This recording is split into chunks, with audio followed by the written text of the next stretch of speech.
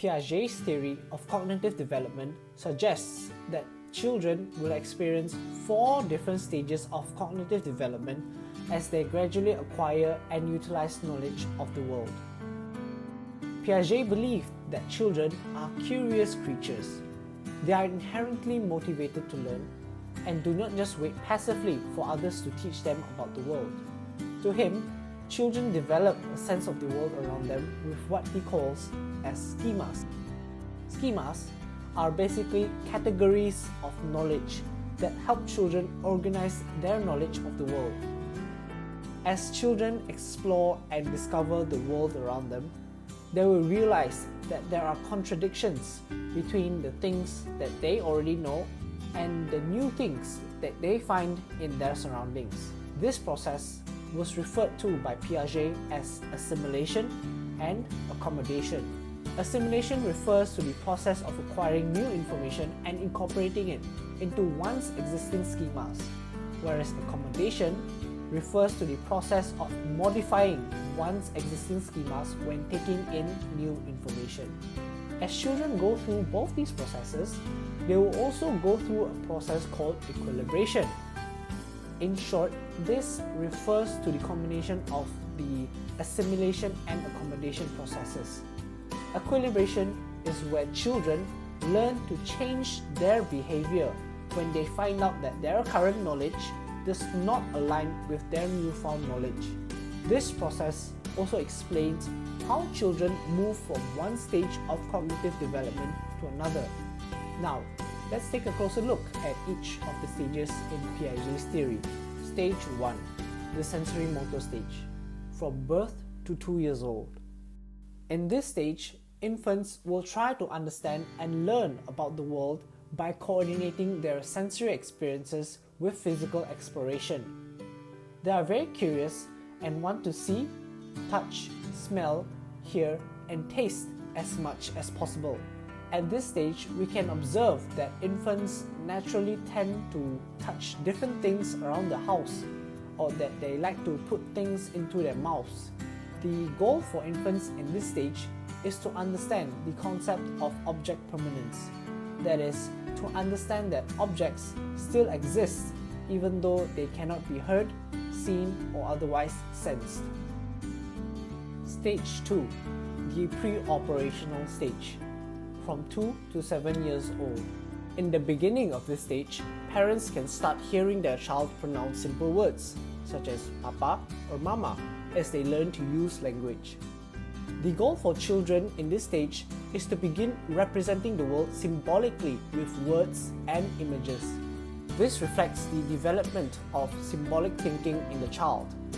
In this stage, they usually start being more imaginative and become very interested in fantasy play or pretend play. For instance, they may start imagining that inanimate objects such as their toys come to life, or they may even start imagining themselves as their favorite superheroes. However, in this stage, the child's thinking is mainly egocentric.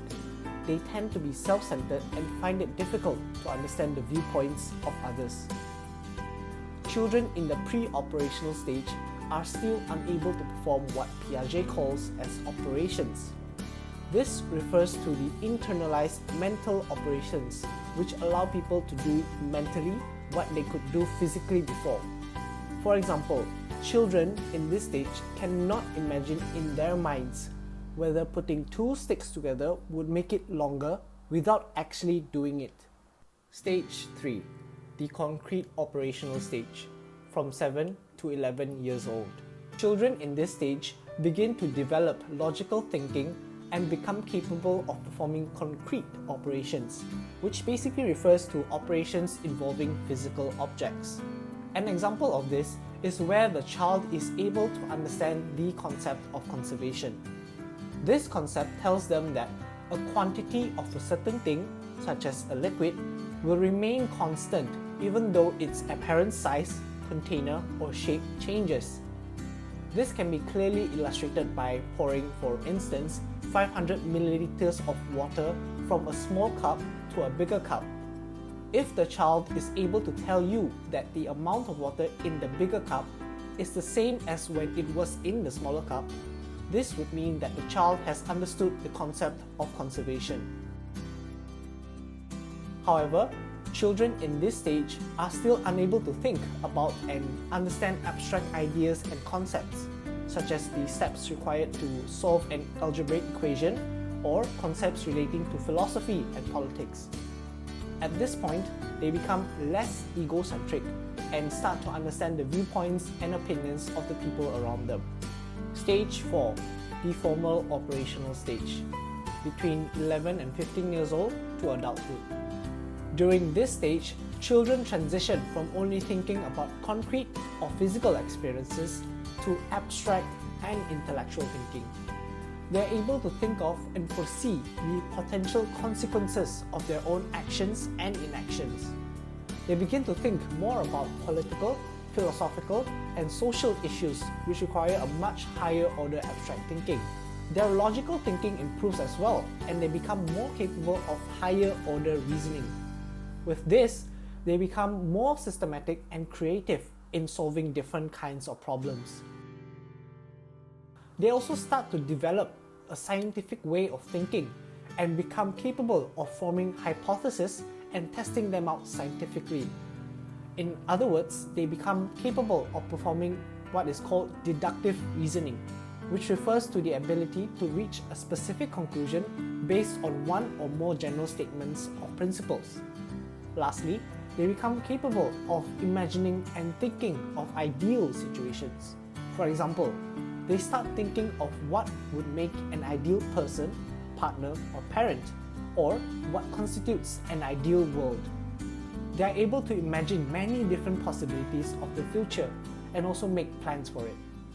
This stage of cognitive development is the longest stage under Piaget's theory and will continue throughout adulthood.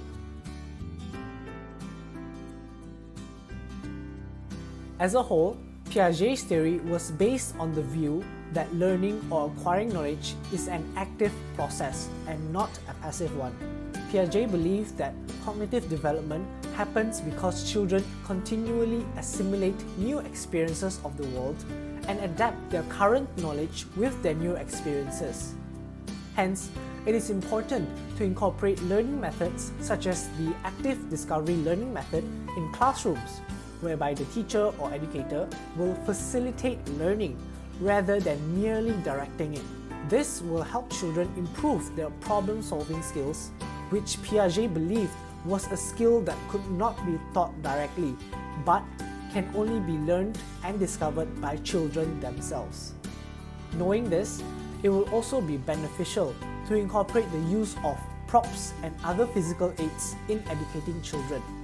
For example, allowing children to play with games, experiment with objects or apparatuses, and bringing them out on regular field trips will help keep them engaged and interested in learning, as opposed to just conventional teaching in a classroom with books and PowerPoint slides. Thank you for watching this video. We hope that we have given you some insight as to how your child's mind and thinking would develop as they grow up to become adults.